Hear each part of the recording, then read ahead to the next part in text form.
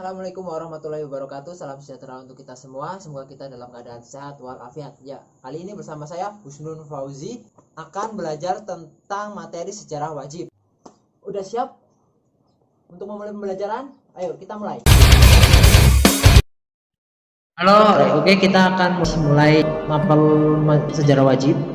Materinya tentang proses kedatangan bangsa Eropa ke Nusantara ya. Nah, di sini akan kita bahas motivasinya, faktor-faktor pendorongnya itu apa saja, dan tokoh-tokohnya siapa saja yang dari Portugis atau dari Spanyol. Oke. Nah, di sini kita bahas tentang tokoh-tokoh pelayaran Portugis, ya kan?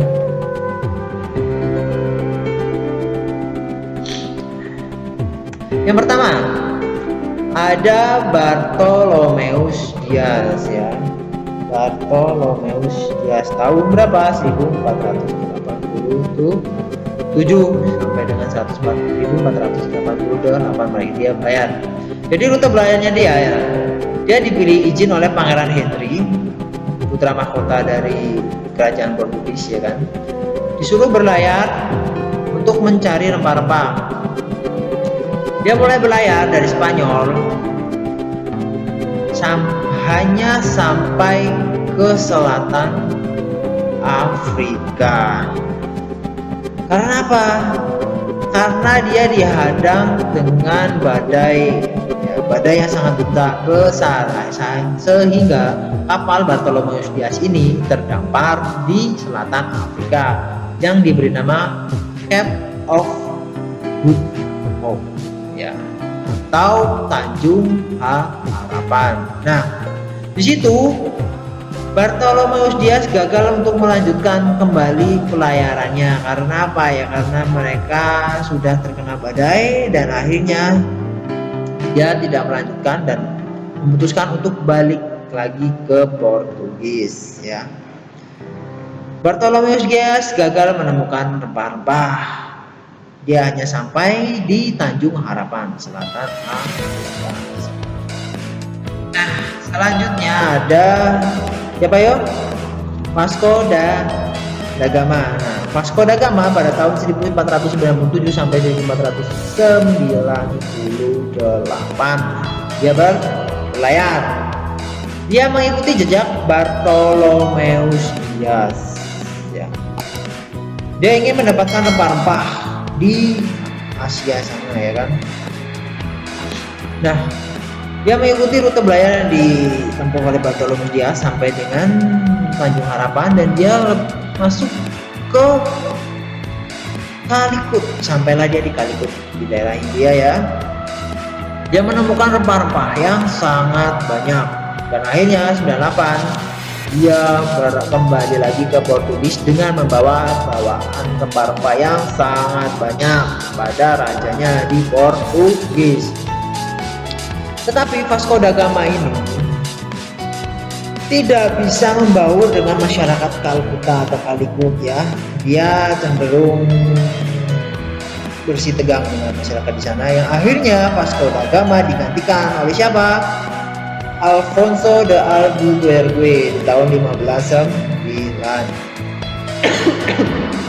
Alfonso meneruskan perjalanan Vasco da Gama. Di tahun 1510, Alfonso ini berhasil menaklukkan, merajai, menguasai daerah Kalkuta sebagai pedagang rempah-rempah di situ. Dan dia mendirikan kantor perdagangan di Gua India ya. Nah, di India karena Alfonso de Albuquerque itu semakin besar ya, dia semakin sombong. Dia tidak lagi membutuhkan perantara atau pedagang perantara untuk mendapatkan rempah-rempah.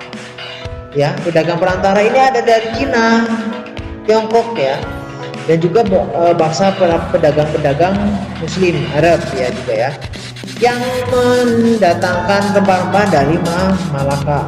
Alfonso ini ingin menguasai Malaka karena apa? Menganggap Malaka itu adalah pusat atau sumber rempah lebih besar daripada di India.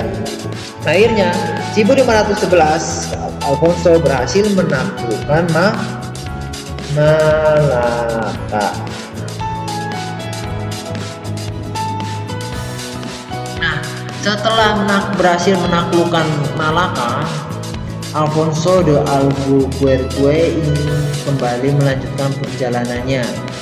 Dia mencari sumber penghasil rempah-rempah yang lebih besar lagi dari Malaka ya. Sangat antusias sekali dia. Dia mengetahui bahwa sumber rempah-rempah itu ada di timur, di ujung timur sana, di Maluku. Dia mengutus anak buahnya Francisco Serrao dan juga Antonio de Abreu ya kan, untuk menjelajah ke timur. Pada tahun 1512 akhirnya Francisco Serrao berhasil mendarat di Bitung, ya kan? Dan Antonio de Abreu berhasil mendarat di Ternate, menemukan kepulauan rempah-rempah, sumber rempah-rempah yang selama ini dicari oleh bangsa Portugis. Lanjut. Tokoh pelayaran Spanyol. Ada siapa ini? Ya, Christopher Columbus 1492. Dia dari Spanyol. Mendapat daerah bagian mana? Ya betul, bagian barat. Bagian barat. Dia mengeksplor ke bagian barat. Jadi dia Spanyol, berlayar ke arah barat dan menemukan benua Amerika. Christopher Columbus kembali dan digantikan oleh Ferdinand de Magelhaens. Ya kan? Ferdinand de Magelhaens ini yang akan melanjutkan perjalanan ke arah barat bersama siapa? Bersama Sebastian Elcano. Ferdinand dan Sebastian menjelajah ke arah barat. Sampailah dia di selatan Amerika dan bersinggah di sebuah selat ya. Di situ diberi nama Selat Magelhaens. Jadi kalau kalian belajar geografi, ada Selat Magelhaens ya, itu adalah tempat singgah Ferdinand de Magelhaens pada saat mereka pertama kali berlayar ke arah barat. Terus ke arah barat.